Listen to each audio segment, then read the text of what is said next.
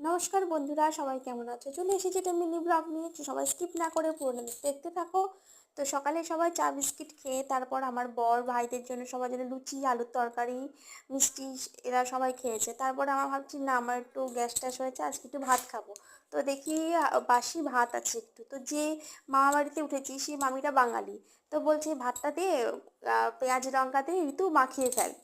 তারপরে ভাবছি ভাত তো পরিমাণে অল্প, আর সবাই এটা মাখলে সবাই খেতে চাইবে। তা আমি কী করলাম, ভাত নিলাম, মানে বাসি ভাত যেটা নিলাম, তারপর একটু মুড়ি নিয়েছিলাম, মুড়ি ভাত, তারপরে চানাচুর নিয়েছিলাম, আর ফ্রিজে একটু আলু সেদ্ধ ছিল, আলু সেদ্ধ নিলাম।